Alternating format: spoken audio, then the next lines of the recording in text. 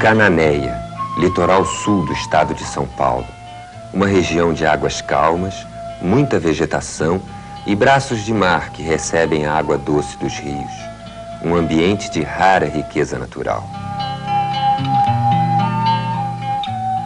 Nós estamos aqui na região lagunar estuarina de Iguape-Cananéia, que é uma região onde nós temos influência do mar com a sua alta salinidade e influência dos rios também, que formam esse complexo aqui, lagunar estuarino. Nós estamos aqui no Mar de Dentro, a Ilha Comprida, que tem 174 quilômetros quadrados de superfície e 74 quilômetros de comprimento. Ela delimita essa parte que nós chamamos de Mar de Dentro. Então lá fora nós temos o Mar Grosso e aqui o Mar Calmo. Nessa região de Mar Calmo é um criador natural de peixes, crustáceos e moluscos. A ONU considera essa região como uma das 5 principais regiões do mundo como criadouro natural desses animais. As águas calmas de Cananéia já atraíam os portugueses pouco depois do descobrimento do Brasil. Em 1502, a expedição de Duarte Coelho deixou em Cananéia os primeiros homens brancos. Homens condenados, obrigados a ali permanecer para iniciar a colonização numa região habitada na época pelos índios Carijó. O Cananéia é um dos pontos mais antigos na ocupação do litoral brasileiro. Já por volta de 1530, os portugueses estavam fundando Cananéia, no primeiro século do Brasil. A região é muito rica em recursos naturais e tinha uma ocupação pré-histórica já demonstrada pela presença de inúmeros sambaquis, inúmeros sítios arqueológicos na região, né, que mostravam não só uma ocupação anterior, mas toda a sua riqueza em termos de recursos naturais. Esse dado de recursos naturais, em termos pesqueiros, que é inclusive uma tradição portuguesa também, associado a toda uma parte logística de apoio estratégica pela presença do porto, pela região lagunar, com rios, meandros, uma série de lagos e entrada para o interior, tornava quase que obrigatória a ocupação daquele ponto do território. Cananéia representou historicamente justamente a ocupação efetiva, definitiva de um dos pontos estratégicos da costa. Um dos peixes mais importantes na região é a tainha. Na década de 50, o Dr. Vitor Sadowski, do Instituto Oceanográfico de São Paulo, realizou uma pesquisa sobre a migração de tainhas que durou 8 anos. Foi colocada uma marca no dorso de várias tainhas com uma mensagem aos pescadores na qual se perguntava, entre outras coisas, a data e o local em que o peixe havia sido pescado. Para orientar os pescadores no envio das informações, foi feita grande divulgação da pesquisa em todo o litoral sul do Brasil. De 5.941 tainhas marcadas, nós recebemos uma devolução de 12% dessas marcas, uma devolução praticamente que bateu recorde em devoluções de peixes marcados. E esse foi o primeiro trabalho de marcação de peixes marinhos feito no Brasil, e acredito que o único até agora. Nós marcamos tainhas em Cananéia, um total de 4.130, e as nossas tainhas, as tainhas paulistas, criadas aqui na região de Cananéia, são muito bairristas, porque elas não saem do estado de São Paulo, elas migram no máximo 180 milhas da região de Cananéia até Ubatuba. Elas não saem, então, do litoral paulista. Já um número menor de peixes foi marcado na região do Rio Grande do Sul, e 1.000 e poucas tainhas marcadas na saída da Lagoa dos Patos migraram 790 milhas, bem mais que as nossas, chegando até a região do Rio de Janeiro, em Tijuca e Niterói, no caso. Então, aqueles peixes do sul migram muito mais e trata-se possivelmente de uma outra espécie de peixes. Peixes e crustáceos são capturados, estudados, criados até atingirem o tamanho adequado para depois serem soltos em locais devidamente escolhidos. Aos poucos, o mar pequeno vai sendo repovoado. Um trabalho de estreita convivência com o mar e seus habitantes.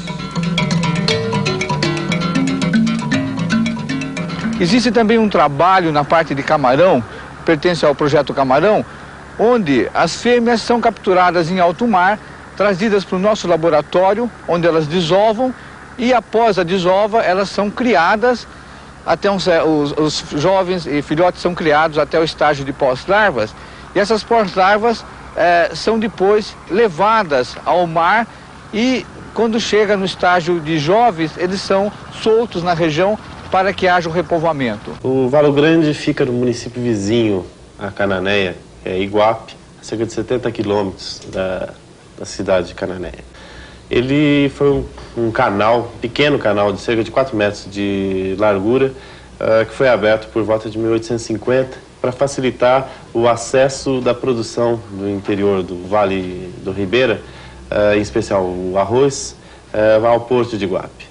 Esse pequeno canal de 4 metros passou a ter quase 300 metros de largura à medida que o rio foi erodindo as suas margens e quase que substituindo o leito antigo por esse novo leito representado pelo Valo Grande. Isso gerou uma série de problemas em Iguape e também um reflexo imediato e permanente na área de Cananéia. Com a construção da barragem de Valo Grande em 1978, o canal foi fechado.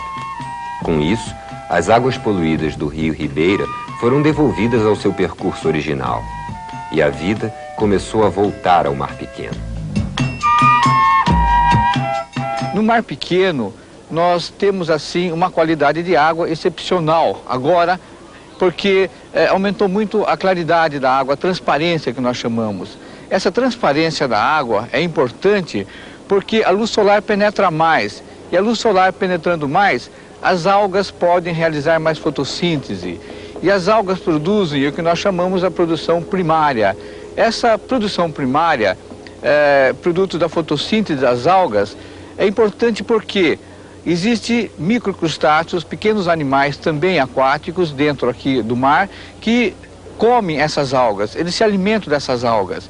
E esses microcrustáceos servem também como alimentos para outros peixes menores. Esses peixes menores servem de alimento a peixes maiores, então se forma uma cadeia alimentar e tudo isso é resultante da melhoria da qualidade da água que nós temos aqui. Com a melhoria da qualidade da água, as algas, ostras, camarões e peixes se multiplicaram. Agora, os pescadores da região vêm conseguindo ótimos resultados utilizando um método tradicional de pesca, o cerco fixo. Um apetrecho bastante usado aqui na região de Cananéia é o cerco fixo. Esse cerco fixo consta de uma parte chamada espia, onde o peixe nadando contra ou a favor da maré, ele é dirigido para a entrada do cerco. Nessa entrada do cerco, nós temos aqui uma parte que recebe o nome de varanda. O peixe, entrando na varanda, ele é dirigido por essa espécie de seta para a parte maior e principal do cerco, que é a casa do cerco, como é chamada, casa de peixe. Esse cerco despertou muita atenção dos latino-americanos que estiveram aqui participando de um curso da FAO. Então existem assim alunos, muitas vezes, como foi esse ano, de 12 países latino-americanos. Eles mostraram um interesse muito grande por esse cerco, que é um cerco que tem assim uma capacidade de produção muito boa e auxilia bastante o pescador artesanal. Nós estamos chegando perto de um cerco e tem um número grande de garças e biguás. Então isso aí representa que tem muito peixe, porque essas aves comem exclusivamente peixe. Quanto mais aves desse tipo tiver, mais peixes então deve ter na região. Esse é um cerco fixo de despesca usado aqui na região de Cananéia e nós acabamos de chegar e vocês verificaram que tem um biguá aí dentro. É uma ave que às vezes ela cai dentro do cerco e não consegue sair, que o biguá é como um avião. Ele, para levantar voo, ele precisa de muito espaço. Então quando ele fica dentro do cerco, ele não consegue, não tem espaço suficiente para levantar voo. Nós vamos proceder à despesca do cerco, retirar os peixes que foram capturados aí e nós vamos tirar também o biguá que está aí dentro. Tainhas, paratis, baiacus, parus, pescada amarela, mais de 70 espécies de peixes já foram colhidas neste cerco. Os exemplares capturados são cuidadosamente analisados. O objetivo desse estudo é um melhor conhecimento das características biológicas desses peixes. E nesse trabalho nós podemos verificar que houve um aumento do peso médio das tainhas. As tainhas, antes do fechamento, por exemplo, da barragem do Valo Grande, em trabalho do Instituto Oceanográfico, apresentaram um peso médio ao redor de 800 gramas. Atualmente, nesses 6 anos após o fechamento, nós tivemos um peso médio de 900 gramas. Esse dado pode indicar que existe uma sobrepesca ou não. Quando a pesca é intensiva, o tamanho e o peso do peixe, consequentemente, diminui. Inicialmente, os alevinos, que são os filhotes de peixes, são coletados na praia e submetidos a processo de adaptação em água de menor salinidade. A criação é feita em açudes. As tainhas criadas em água doce crescem mais rápido devido ao menor desgaste de energia. Essa piscicultura está sendo implantada na fazenda Cacauaçu, e dentro da fazenda Cacauaçu, esse trecho de mais ou menos 2 alqueires é um solo fortemente argiloso, barro branco, praticamente imprestável para a agricultura. Esse tanque, onde está sendo criado as tainhas, está sendo feita uma consorciação com o marreco, porque o marreco, através do esterco, ele faz uma autoadubação no tanque. Essa autoadubação faz com que gere rapidamente grande quantidade de algas e micro-organismos, ou seja, são proteínas vegetais e proteínas animais, convertendo no crescimento do peixe. Essas tainhas transformam o lodo em proteína. E nós estamos numa época que nós precisamos de bastante proteínas. As crianças que não recebem uma dose proteica até 4 anos de idade ficam irremediavelmente retardadas. Então nós estamos trabalhando para obtermos mais proteínas a partir de tainha, que nos é fornecida pelo mar. Com o projeto de repovoamento, as águas do Mar Pequeno voltaram a ser um criadouro natural. Neste ambiente fértil, nascem os peixes que vão povoar os mares da região, tornando viável a pesca que ocupa e alimenta grande número de pessoas. A preservação ambiental da região Cananéia, Iguape e Peruíbe é muito importante. Uma ameaça bastante provável que poderia acontecer seria a abertura da barragem do Valo Grande. Outra grande ameaça seriam as usinas atômicas de Peruíbe.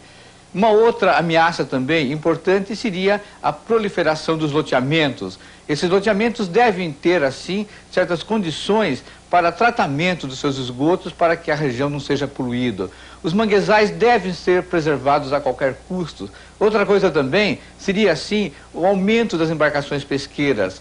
Sendo um local de muito peixe, os barcos vêm pescar na região e começam a entrar no mar de dentro, e onde eles vão descarregar seu pescado. Tudo isso seria, assim, uma ameaça tão grande como é, por exemplo, colocar um estacionamento de carros dentro de um berçário em uma maternidade.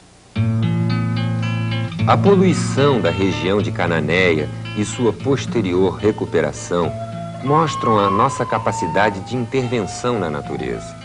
É a mão do homem que pode provocar graves danos a ela, como também é capaz de recuperar e preservar áreas como o Mar Pequeno.